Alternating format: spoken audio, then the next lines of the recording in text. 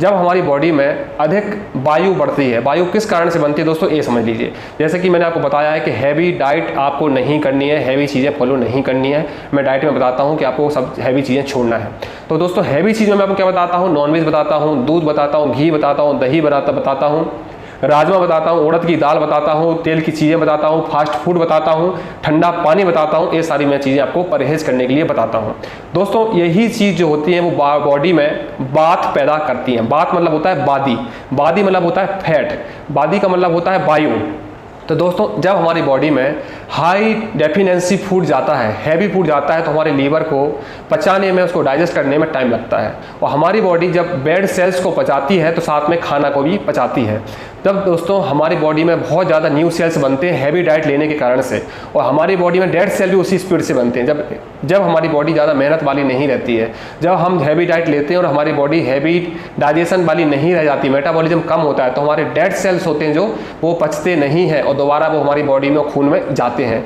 जब बात को पचने की शक्ति हमारी बॉडी के अंदर नहीं रहती है, जब हैवी डाइट हमारी बॉडी में पचने की शक्ति नहीं रहती है, वही बॉडी में वायु पैदा करती है, बात पैदा करती है, और वही वायु ना पचने के कारण से खून में मिलने लगती है, और वही जाकर हमारी बॉडी में जगह जगह जाकर वायु स्टोर हो जाती है। वही वायु गिल्टी के रूप में हमारे शरीर में बन जाती है।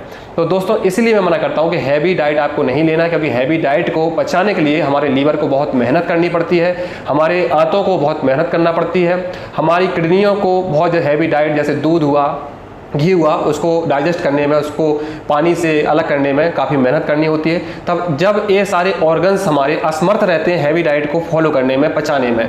दोस्तों हैवी डाइट करने के साथ साथ जब हम हैवी वर्कआउट नहीं करते हैं, मेहनत नहीं करते हैं, तो ये सारी चीज़ें डाइजेस्ट नहीं होती है, हमारा मेटाबॉलिज्म हाई नहीं रहता है। तो बहुत से लोग बोलते हैं हम तो नॉनवेज कभी नहीं खाए, हमको क्यों लाइपोमा हुआ।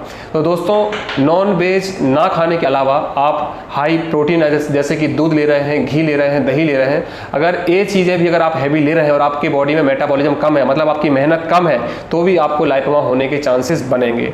तो दोस्तों सबसे पहले आपको इस बात को समझना होगा कि आपको बॉडी में बात को बढ़ाने वाली डाइट बिल्कुल नहीं करनी है, हैवी डाइट, हैवी प्रोटीन को नहीं बनाना है। बहुत से लोग तो मुझसे इसी बात पर बहस करते हैं कि हम प्रोटीन नहीं खाएंगे तो हमारी मसल्स टिश्यू चली जाएगी, मसल्स चली जाएगी। तो दोस्तों ये बात सत्य है कि प्रोटीन ना लेने से हमारी बॉडी पतली होती है और हमारी मसल्स टिश्यू कम होने लगते हैं। लेकिन दोस्तों जब हम लाइपोमा की ट्रीटमेंट करते हैं तो हम मसल्स को बढ़ाने का काम बिल्कुल नहीं सोच सकते। हमारी बॉडी में मसल्स को लो करने के बारे में तो बहुत ज़्यादा नहीं, लेकिन बॉडी को लीन करने के बारे में सोचा जाता है और बॉडी हमको लीन पर ही रखी जाती है। बहुत ज़्यादा हमको इसके बारे में दोस्तों बॉडी ग्रोथ के बारे में या मसल्स बनाने के बारे में नहीं सोचना है। जो लोग भी डाइट फॉलो कर रहे हैं और बॉडी बिल्डिंग भी करना चाहते हैं, तो दोस्तों ऐसा नहीं हो पाएगा। आपको बॉडी लीन रखनी होगी और हैवी बॉडी आप नहीं बना पाओगे। जब आपका लाइपोमा ठीक हो जाएगा उसके बाद आप बॉडी को बना सकते हो, मसल्स को बना सकते हो, हाई प्रोटीन भी धीरे धीरे करके बढ़ा सकते हो, लेकिन उसके अकॉर्डिंग आपकी मेहनत होना चाहिए। ऐसा बिल्कुल नहीं होना चाहिए कि आपकी मेहनत कम है और आपकी डाइट हैवी है, प्रोटीन ज़्यादा है।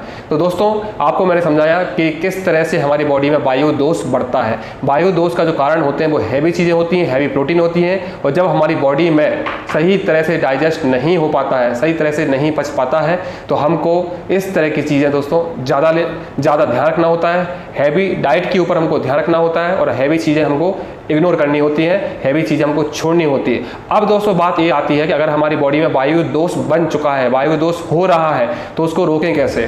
तो दोस्तों हमको हैवी डाइट सबसे पहले छोड़नी होगी, जिसके कारण से हमारा जो वायु दोष बन रहा है वो खत्म होने लगेगा और लाइपोमा बढ़ने की जो चीज़ें हैं, कंडीशन जो है बढ़ता जा रहा है, नया होता जा रहा है, उसमें काफ़ी लाभ होगा। लेकिन दोस्तों जब लाइपोमा हो जाता है तो अकेला वायु दोष पर ध्यान रखने मात्र से ठीक नहीं होता है। इसके लिए हमको मेडिसिन की ज़रूरत, योगा की ज़रूरत और डाइट की ज़रूरत, सब चीज़ों की ज़रूरत पड़ती है। इसका कारण है दोस्तों हमारी बॉडी में लाइपोमा आ चुका है। अगर हम अपनी डाइट पर ध्यान रख रहे हैं तो उसमें केवल वायु दोष रुक सकता है, लेकिन जो वायु दोष आ चुका है उसको ठीक करने के लिए हमको कुछ चीज़ें करनी ही पड़ेंगी। तो बहुत से लोग बोलते हैं कि हमने अपनी डाइट पर ध्यान रखा और डाइट हमने अपनी ठीक की, फिर भी हमारा लाइपोमा ठीक नहीं हुआ। तो दोस्तों लाइपोमा ठीक नहीं होगा बिना दवा के, बिना एक्सरसाइज के, बिना योगा के। तो दोस्तों डाइट से आपका रुक जाएगा, सपोर्ट मिलेगा, जो दोष आपका बढ़ा हुआ है वो खत्म हो जाएगा, लेकिन जो आ चुका है उसको ठीक करने के लिए आपको मेहनत करनी करनी होगी दोस्तों, मेडिसिन यूज़ करनी होगी, योगा करना होगा। और ये चीज़ जल्दी भी ठीक नहीं होती है, बहुत टाइम लगता है, बहुत धीरे धीरे टाइम लगता है। मैं सब लोगों को ये चीज़ बताता हूँ। और बहुत से लोग तो दोस्तों ऐसे हैं कि जो केवल पूछना चाहते हैं, जानकारी करना चाहते हैं, लेकिन कुछ मेहनत नहीं करना चाहते हैं। उनको मैं साफ बताता हूँ कि इस चीज़ को जितना आप लेट करोगे, जितना ज़्यादा वेट करोगे, उतना ज़्यादा बॉडी में फैलता जाएगा। इसलिए जल्द से जल्द इसका ट्रीटमेंट शुरू करें, वायु दोष पर ध्यान दें और वायु दोष को दूर करने वाली जो डाइट होती है उसको फॉलो करें।